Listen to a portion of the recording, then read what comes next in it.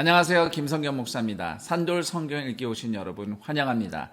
오늘은 창세기 37장에서 39장까지의 내용 살펴보도록 하겠습니다. 창세기 37장은 일명 요셉의 이야기가 본격적으로 시작되는데요. 그러나 사실 창세기 37장에서 50장까지의 제목은 2절에 나온 대로 야곱의 족보입니다. 또는 야곱의 양력 이렇게 번역될 수 있겠는데요. 야곱의 이야기가 37장부터 시작이 되는 겁니다. 이삭의 이야기는 창세기 36장에서 끝나는데요. 사실상 이삭 자신보다 이삭의 아들들 얘기가 더 많이 나와요. 읽어보면. 그래서 사실 이삭의 이야기는 종합해서 보면 이삭에게서 이스라엘 민족과 에돔 민족이 나왔다는 이야기가 주요 골자가 되겠습니다. 그 중에 하나님의 선택을 받은 족속은 이스라엘, 야곱 가문이죠. 사실 에돔에 비하면 힘도 없고 약해 보입니다. 그러나 하나님은 연약한 족속을 통해서 에돔을 포함한 만민의 구원을 이루어 가십니다. 이 같은 원리가 37장부터 전개가 되는데요.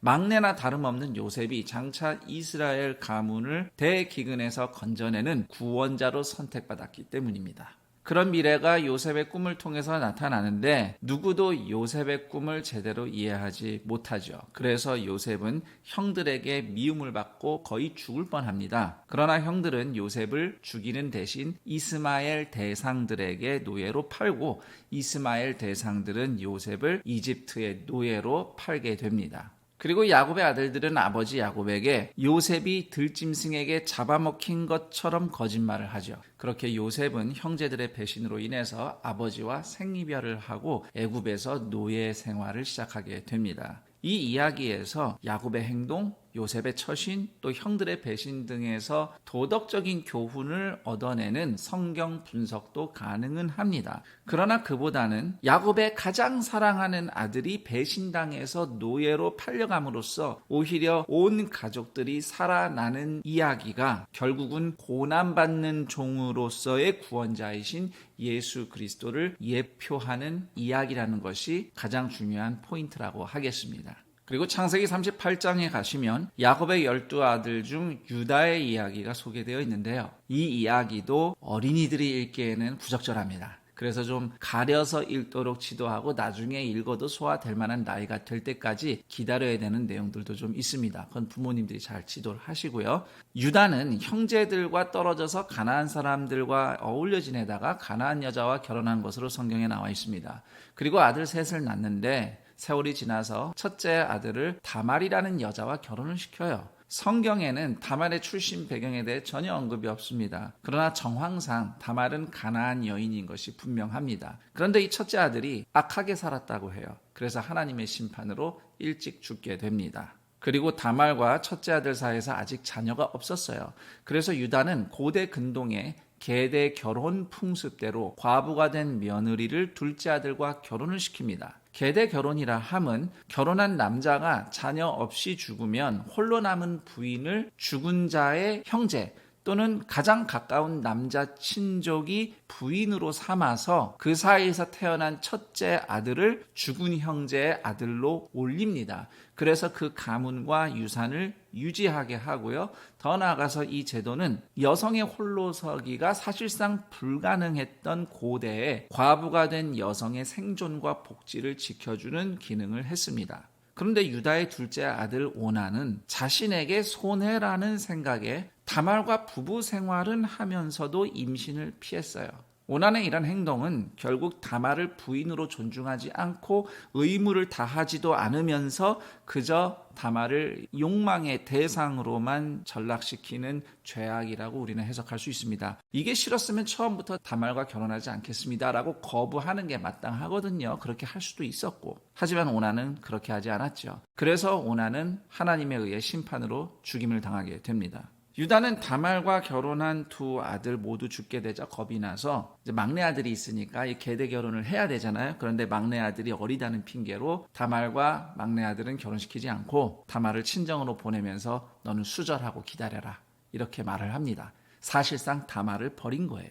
이제부터 막장 드라마가 펼쳐집니다. 유다가 딥나라고 하는 동네에 놀러 갔을 때 다말이 성매매를 하는 여성처럼 변장을 하고 유다가 볼 수 있는 곳에 서 있습니다. 딱히 다말이 유혹을 할 필요가 없었어요. 그런 음란함을 몹시도 밝혔던 유다가 먼저 다말에게 다가가서 자기 며느리인지도 모르고 성매매를 합니다. 그리고 그날 다말은 시아버지 유다의 아이를 임신하게 됩니다. 그리고 한 3개월쯤 지나서 며느리 다말이 임신했다는 소식이 들려오자 유다가 노발대발을 하죠. 하지만 사건의 전말을 다 알게 된 유다는 이 모든 것이 자신의 죄에서 비롯됐다는 것을 깨닫고 과오를 인정하게 됩니다. 대신 다말이 낳은 쌍둥이 아들들은 죽은 첫 남편의 가문을 잇고 자신도 생계를 이어갈 수 있게 되는데요. 그 가문에서 나중에 다윗 왕이 나오고 예수님이 탄생하게 됩니다. 이 부담스러운 이야기에서 우리가 몇 가지 생각해 볼 것이 있습니다. 우선 첫 번째는 그 당시 관습과 제도가 하나님의 기준으로 볼 때는 썩 좋지는 않지만 그러나 치명적이지 않는 한은 그들 수준에 맞춰서 일하신 것을 우리는 성경 역사를 통해서 알 수 있습니다. 그런 맥락에서 창세기 38장과 같은 이야기를 이해할 필요가 있습니다. 그리고 두 번째로 유다는 하나님으로부터 멀어진 야곱 가문의 대표라고 할 수 있습니다. 유다와 그 아들들의 행동만 봐도 그런 점을 우리가 쉽게 볼 수 있어요. 그리고 그런 타락의 절정은 다말을 언약 안에 들어온 가족으로서 대하거나 구원해주지 않고 버린 행동이라고 할 수 있습니다. 그리고 세 번째로 다말이 성매매 여성처럼 변장해서 시아버지 유다에게 접근한 것은 분명히 옳지 않습니다. 그것만이 유일한 해결책은 아니었어요. 그럼에도 다말의 그런 행동은 유다 가문이 먼저 다말을 그런 사람처럼 대했다는 죄를 고발하는 효과가 있다고 저는 생각을 합니다.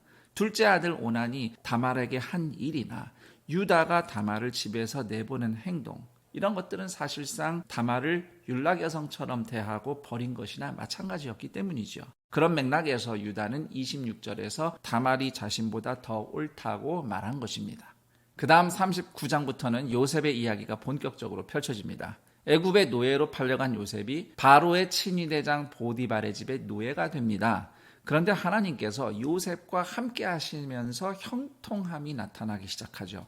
그래서 보디발은 요셉을 온 집안의 총무로 삼고 보디발 집안의 재산과 그 외 모든 것을 다 경영하도록 요셉에게 맡깁니다. 그런 요셉에게 매력을 느낀 보디발의 아내가 요셉을 유혹합니다만 요셉은 절대로 넘어가지 않죠. 수차례 유혹에도 요셉이 넘어가지 않자 수치심과 분노를 느낀 보디발의 부인은 오히려 요셉이 자신을 범하려 했다고 거짓 고발을 하고 이에 분노한 보디발이 요셉의 소명도 듣지 않고 감옥에 가둬버리죠.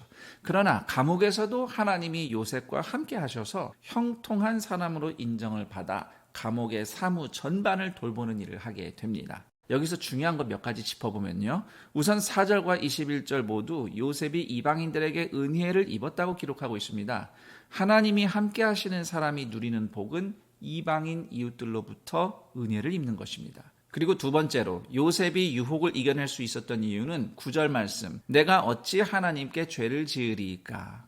하나님의 주권을 먼저 생각하는 믿음이라고 할 수 있겠습니다. 그리고 이 믿음이 나중에 예수님께서 광야의 시험을 물리치신 이야기에서도 분명하게 드러납니다. 그리고 세 번째로 요셉의 형통함은 사실 요셉 자신에게는 얼마나 큰 이득이 되는지 분명하지가 않아요.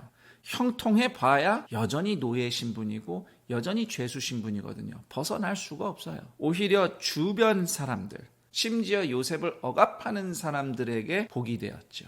그리고 네 번째로 요셉이 바로 왕의 시위대장의 총무로 활동했던 것은 훗날 요셉을 애굽의 총리로 삼으실 하나님의 큰 그림의 구체적인 밑그림 작업이라고 생각해 볼 수 있습니다. 왜냐하면 시위대장의 비서처럼 요셉이 모든 업무를 봤기 때문에 애굽 궁정의 공문서나 행정도 요셉이 처리했을 가능성이 높습니다. 그래서 요셉은 이때부터 애굽 궁정의 업무를 일부 파악하기 시작했다고 생각해 볼 수 있어요. 심지어 요셉이 감옥에서도 사무를 받잖아요. 그것도 엄밀히 보면 공무행정의 일부입니다. 이렇게 요셉에게는 고통스러운 시간이었지만 미래를 대비하는 하나님의 구체적인 훈련의 시간이었다고 우리는 생각해 볼 수 있습니다. 자, 여기까지 창세기 37장에서 39장까지의 내용 살펴봤습니다. 전 여기서 인사드리고 내일 그 다음 내용과 함께 여러분 다시 찾아뵙도록 하겠습니다. 감사합니다.